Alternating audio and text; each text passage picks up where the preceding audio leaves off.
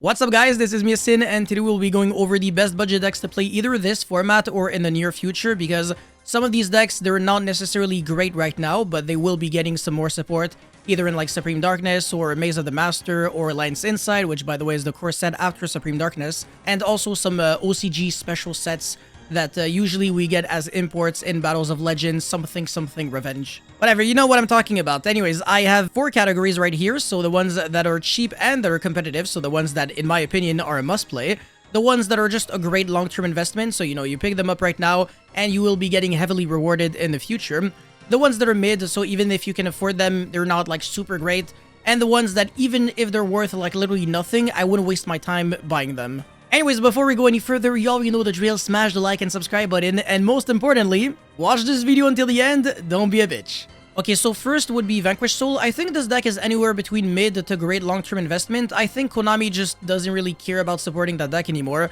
But I think in a format where people play way too many hand shops that are not really good against Vanquish Soul, where, to be honest, most hand shops are really bad against this deck could thrive. I think it loses a little harder to Perillia because obviously you do have to summon a bunch from the hand, but it doesn't lose to Furos, obviously. Even the Link monster, it's kind of like optional if you want to make it. Sometimes you can argue that not making it is better. So I think this deck is very flexible, and it technically can play Shifter. It can play a lot of hand shops, but the ceiling level is pretty low, unfortunately. So that's the reason why, to me, it's just a mid deck. It's not garbage, but it's also not like super broken. But if it does end up getting support in the future, then maybe it could move up. Anyways, Mermail, of course, is a deck that is, for the most part, very cheap and competitive. But then when you start looking at all the staples that you need for the deck, like the Molchimies, the Dominus Impulse, this is where it becomes very expensive. But the actual Mermail core, from what I have seen, it's literally just almost free. With that said, the new support from Rage of the Abyss makes the... Well, not Rage of the Abyss, obviously, but Supreme Darkness makes the deck much better going second. And that card is Passadra, the Rumbling Atlantean. So what it does is that going second, it allows you to bounce back the Detonator, so you don't even have to commit to your normal summon. And you can also, well, I mean, not really you can, you have to send a water monster from the deck to the graveyard as a cost when you use the effect to return back a monster or a card your opponent controls. The issue is that it still loses to Abyss Dweller the exact same way it used to before. So unless you can sack, I don't know, Forbidden Droplet or Xyz Encore, or Imperm if the opponent shotguns the Abyss Dweller, which might be possible, in case your opponent is trying to play around the Rumbling Atlantean, doing exactly what I just said, and also triggering off of the Dragoons or something, then that could definitely be a good idea. Okay, so Chimera is actually very expensive if you want to play the Fiendsmith cards in it, but if you don't, then obviously the deck is borderline, like I said, free. I don't really think the Chimera cards are worth anything, and they're super easy to just pull or just ask your friends, oh, do you have like this card? And usually the answer is yes. I mean, I know I have like some leftover Chimera cards, and I don't even own cards, so that's already something. This deck, it's just a matter of time before it's gonna find more illusion cards, more cards that are just good in it, so I think it's a really good long-term investment. Plunder Patrol, I think, is very similar to like Vanquish Soul. I think maybe you can play this as like a going second deck, or maybe with like another engine, with like the Runick engine. I know this makes a lot of sense. So there's a lot of like cool ways to play Plunder Patrol. I don't really think you want to play it as like a very standard deck, but I think if you know how to deck build, if you know how to play this deck really well, it's just, again, a matter of time before there is eventually like an engine that gets splashed, that gets printed, that would be very good to splash in Plunder Patrol. So very similar argument as Chimera. I just think it's a worse deck overall than Chimera. Exosister, honestly, I think is actually a waste of time, even if you can afford it for dirt cheap. It's just not a really good deck because, yeah, sure, it can use Shifter, but when you think about it, a lot of decks in this format don't really lose too hard to Shifter, so your main asset is kind of nullified. And when you're not sacking people with Shifter, you're playing the worst deck, unfortunately. It's really sad to say. But the deck is not super consistent. You're right, you only have like 6 Marthas, and then obviously you have like your 2-card combos, but that's assuming that everything you do resolves, because you can lose to your opponent's Veiler Imperm on your, I think it's Caspatel, the one that searches the Martha, and then obviously if you can't get Martha on the field, you're really just playing a worse deck than your opponent. So it's really unfortunate that the deck has not only consistency issues, but also it's just very fragile in the way it plays, and this fragility, or I guess this weakness, is not something I can really see Konami fixing anytime soon, because Martha was already a crack card, made the deck go from like super garbage to randomly kind of good, but the deck still retains some bad matchups. Like, even when it was good in tier format, was really bad against Sprite, and now it's really bad against Malice, obviously, because Shifter does nothing, and the deck is worse than Malice. It really does not keep up with all the hand traps that they can play. And also, I think even if you can pop off, like, the Malice might even break the board going second, because they don't really interact with the graveyard too much. They just banish a bunch of cards, so they don't really care. Yeah, same thing with Raziel. Like, they don't really interact with the graveyard, or at least they can afford not to. So I think, like, again, the main advantage to playing Exosister is just kind of useless for now, and that's probably going to remain true for maybe like 1 full year until there is finally like a good reason to start considering Exosister again.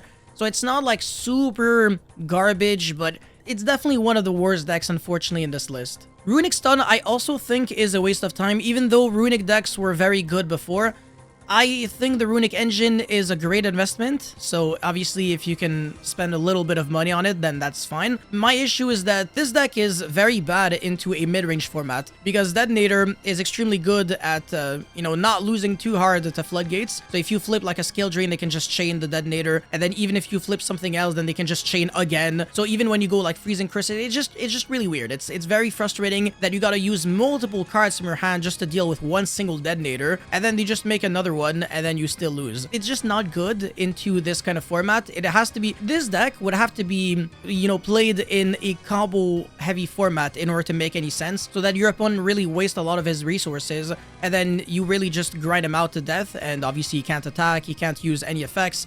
This is where the Runick deck really shines, but also Scale Drain going to 1, and just Floodgates kind of slowly but surely dying really made this deck worse than, I guess, it kind of not really already was, because it was a good deck when all those Floodgates were around.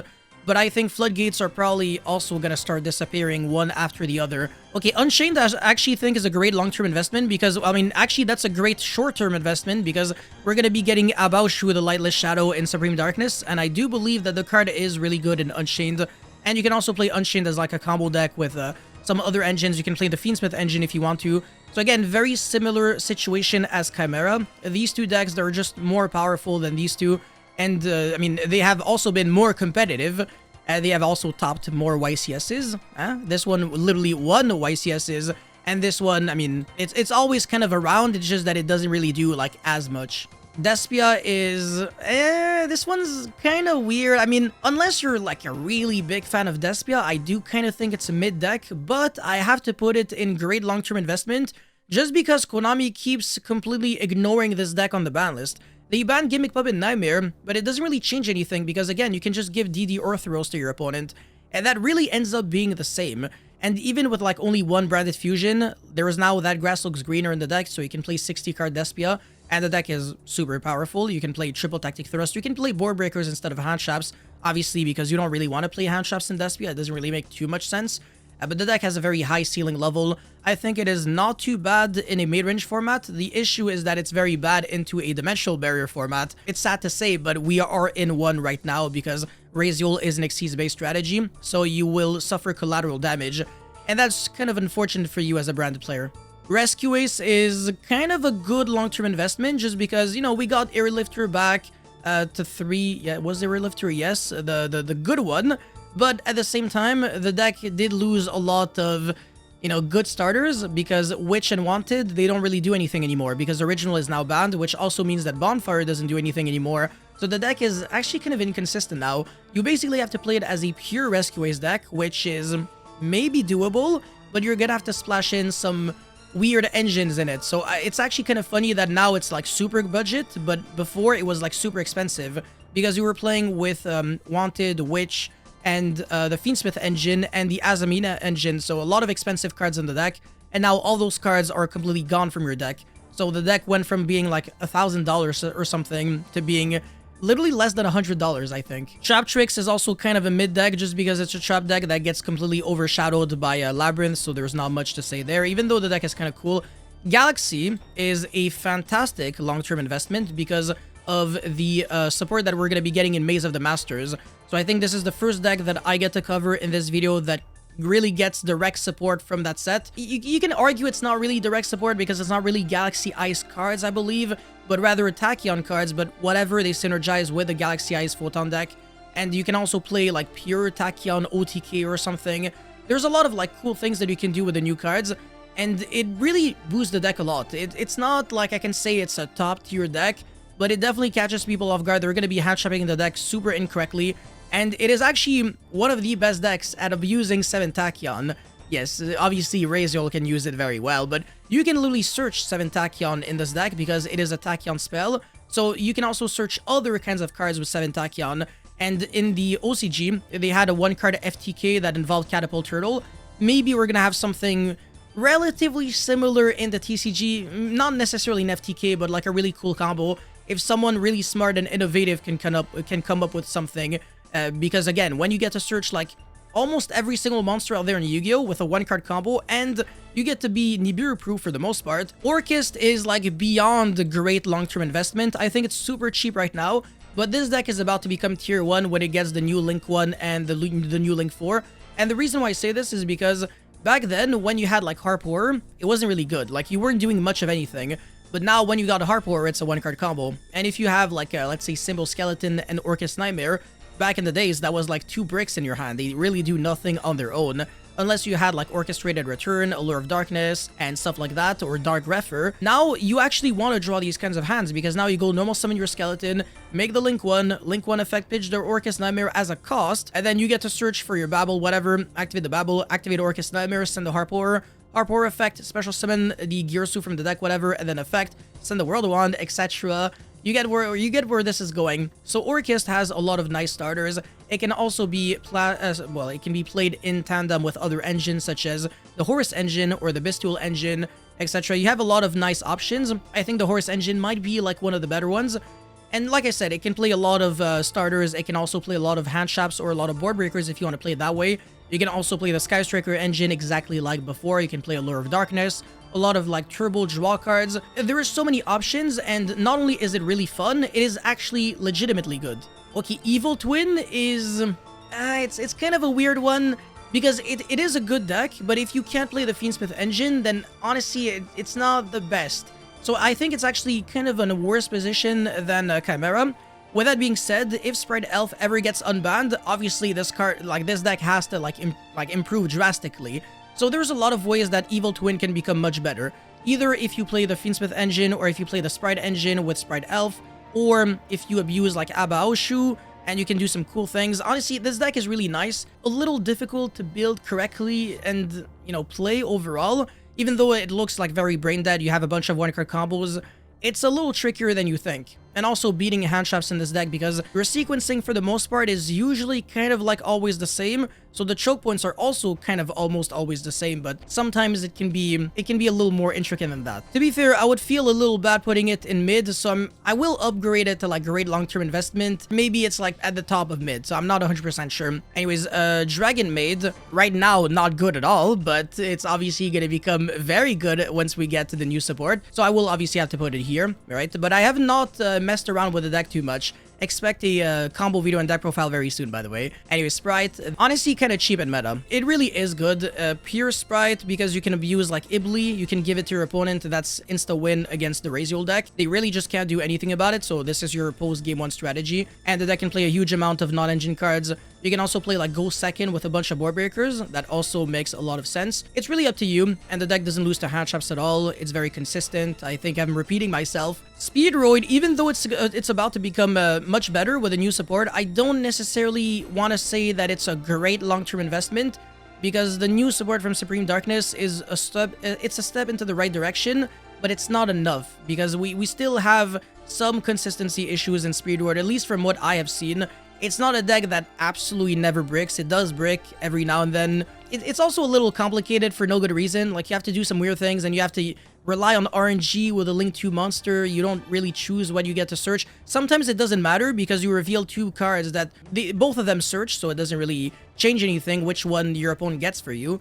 But still, it can be a little frustrating at times, and I do believe that the deck could benefit from getting like more starters in the deck. Okay, Crystron is for sure a great long-term investment. Right now, the deck is worth literally nothing at all, and the new support from Supreme Darkness is fantastic. Medalche, honestly, I think is a waste of time, just because it has that inherent weakness, just like Exosister. Exosister, the weakness is that the deck is like mechanically weak, but Medalche, it's like you gotta have like no cards or no monsters in your graveyard, so hand traps are never really great in the deck.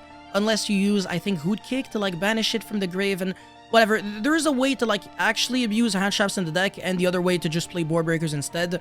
But I don't really like how this this deck is very archetype locked. You have to play like only Madolche cards in it. You can only really summon Madolche cards. Sometimes you can like summon a Baguska when you're under Shifter or something. Every now and then we get like some Madolche support, and the deck still remains completely irrelevant. Raidraptor, I think, is like an okay-ish long-term investment, but not like a super great one, just because, again, the choke point of hitting the Raider's Knight is very frustrating. With that being said, if there is ever a board breaker format, this deck is extremely good because board breakers do literally nothing against this deck. You only really lose to hand trap, so it's still a deck that I would keep into consideration, and I'm a huge fan of the deck, of course. Marincess, it's also getting support, and I think Maze of the Master, and it's good support, but it's not like insane support, so in the OCG it's still not doing anything. So I would be lying if I actually put it anywhere higher on the list. Eldritch is definitely a great long-term investment. It is not expensive, and it can also play Dominus Spurge, which is very good against Raziel. And it is also getting some more support I forgot exactly, but the field spell is pretty nice, the Delta something, whatever. And I think there's like some other cards too. I think Eldritch, some people are pretty hyped about this deck's future. Tier Elements, I'm pretty sure, is not expensive at all, but this one, I'm not super sure if it's gonna be like great in the long term, because you will be looking at the tier deck and you'll be like, bro, this deck is just not playable until Konami unbans like Kid Kalos or starts unlimiting the names slowly but surely. I don't really think it's gonna happen, because then Tier Elements might be like way too broken. So it's either a mid deck or like an unfair deck. There's pretty much no in between. Okay, Labyrinth I'm also pretty sure is very cheap, or at least for the most part, depending on how you build it. And this one is actually competitive. Yeah, obviously there's no way I can put it down here. Pure Thunder Dragon, yeah, this one is actually a waste of time, because again, when we saw like 1-2 Colossus, nobody was playing the deck, so it's not like the third Colossus is gonna change anything. Even though, again, the deck is worth, for the most part, literally nothing, it's still a waste of time in my opinion. Flunderies is also mid, just because other than like Shifter and Featherstorm, the deck is complete garbage. The Windbearer statue is never getting unbanned, otherwise the deck is gonna be unfair. So yeah, very similar in a way as Tier Elements. Sword Soul is a remarkable great long-term investment, just because the Supreme Darkness support is going to help out the deck a little bit. Well, at least the 10E aspect of it, which obviously is direct support or direct synergy for Sword Soul, because your 10E cards lead to your Sword Soul engine. And it's really nice. You can also obviously abuse Protoss in the deck, and Protoss Call Light, I've already mentioned this. It is absolute game against the Fiendsmith engine and half of the Raziel engine. So even against like the Raziel Fiendsmith deck, you're destroying them on the spot. Purely is like borderline meta, but it is very cheap, and it's a great deck, honestly. Definitely recommend. And then finally, the hero deck is going to be a good long-term investment. So probably the worst here, but every single time we get support for hero, it's always the same thing. It's always like a bunch of one-offs for the deck, except for like, I think, Evil Assault, which is 3 of. Everything else, for the most part, you don't really need to play in multiples, so that's frustrating for the hero decks, but whatever. It's not like the end of the world. The deck is still very playable with the new support. But yeah, that's it for this video right here, guys. Thank you so much for watching. Don't forget to like and subscribe, and let me know how you feel about these cheap budget alternatives in the comment section below. And also about like their future, I guess, and what awaits them, you know, in the upcoming sets. So I really want to hear your thoughts, and I'll see you guys very soon. Peace.